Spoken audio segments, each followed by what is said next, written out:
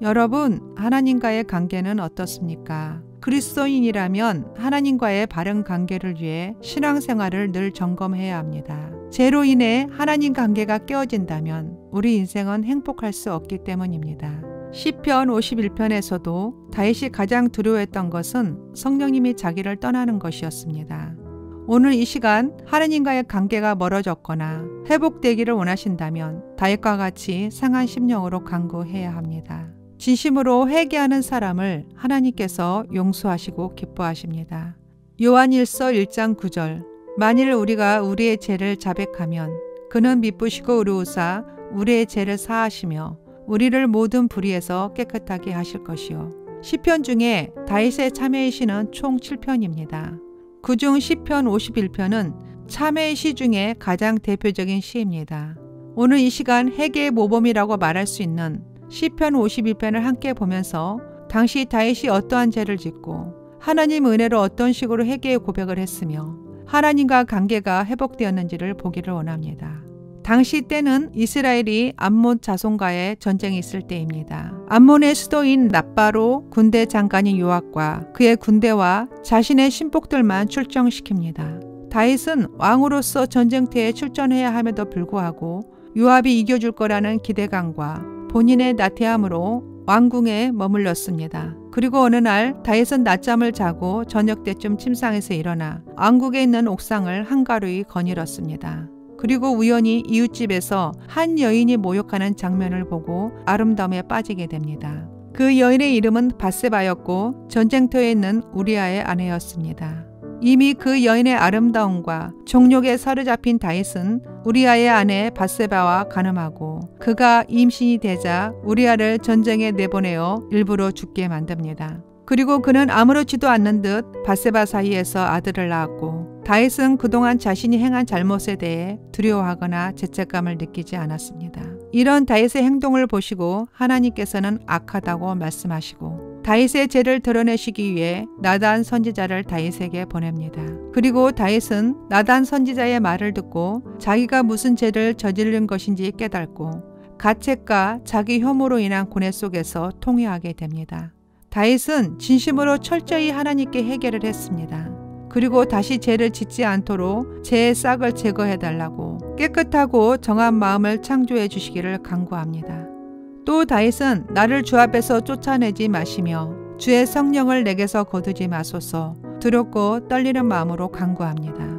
아마도 이 부분은 사울왕이 하나님께 계속 범죄하고 회개하지 않으므로 악령이 들어와 사울왕을 괴롭힘 받는 것을 보았던 터라 두려웠던 것 같습니다. 우리는 깨달아 알아야 합니다. 회개하지 않는 그리스도인은 없다는 사실을요. 예수님을 믿는다고 하며 주여 주여 이름을 부르면서도 죄악에서는 떠나지 않고 입으로는 하나님을 안다고 시인하나 행위로는 하나님을 부인하는 사람들은 하나님께서 진정으로 회심하는 자로 여기지 않고 내가 너희를 도무지 알지 못하니 불법을 행하는 자들아 내게서 떠나가라 말씀하십니다. 회개는 하나님의 은혜로 말미암는다고 했습니다. 하나님께서 죄에 대하여 깨닫게 해주시는 게 은혜입니다. 자백하지 않는 죄는 사라지지 않기 때문에 우리는 회개의 은혜가 임하도록 기도해야 합니다. 하나님께서 가장 기뻐하는 것이 죄인의 회개입니다. 누가복음 15장 7절 내가 너에게 이르노니 이와 같이 죄인 한 사람이 회개하면 하늘에서는 회개할 것이 없는 의인 99으로 말미암아 기뻐하는 것보다 더하리라. 그리스도인답게 참된 회개를 할 때 하나님께서는 우리를 만나주시고 기도에 응답하십니다. 다시 시편 51편으로 돌아가 다윗처럼 큰 죄를 짓고 도저히 하나님께 나아갈 수 없는 상황일지라도 하나님께서는 먼저 앞서서 나단 선지자를 보내고 돌이킬 기회를 주신 것처럼 우리에게도 동일하게 은혜를 베푸십니다. 오늘도 내가 회개하고 주님께 돌아오기를 기다리고 계시는 하나님, 나를 새롭게 하여 주시기를 원하시는 하나님, 한결같은 사랑으로 나를 바라보고 계시는 하나님을 생각하면서 시편 51편을 보겠습니다. 다윗 자신이 지은 죄를 하나님 앞에 얼마나 정직하게 고백하고 회개하는지 깨달아 알기를 원합니다. 시편 51편 우리말 성경을 보겠습니다. 오 하나님이여 주의 신실하신 사랑으로 나를 불쌍히 여기소서. 주의 크신 자비로 내 죄가를 지워주소서. 내 모든 죄악을 씻어주시고 내 죄를 없애 나를 깨끗이 하소서. 내가 내 죄가를 압니다. 내 죄가 나를 떠나지 않습니다. 내가 주께 오직 주께만 죄를 지었고 주 앞에서 악한 일을 저질렀습니다. 그러니 주의 말씀이 오르시고 주께서 순전하게 판단하실 것입니다. 나는 분명히 죄 가운데 태어났습니다. 내 어머니가 죄 가운데 나를 잉태한 것입니다. 주께서는 진실한 마음으로 원하시니 내 마음 깊은 곳에 지혜를 알려주실 것입니다. 우슬초로 나를 깨끗하게 하소서. 그러면 내가 깨끗해질 것입니다. 나를 씻어주소서. 그러면 내가 눈보다 희게 될 것입니다. 내게 기쁘고 즐거운 소리를 듣게 하소서. 주께서 부러뜨리신 뼈들도 즐거워할 것입니다. 주의 얼굴을 내 죄에서 가리시고 내 모든 죄악을 지워주소서. 오 하나님이여, 내 속에 정결한 마음을 창조하소서. 내 안에 정직한 영을 새롭게 하소서.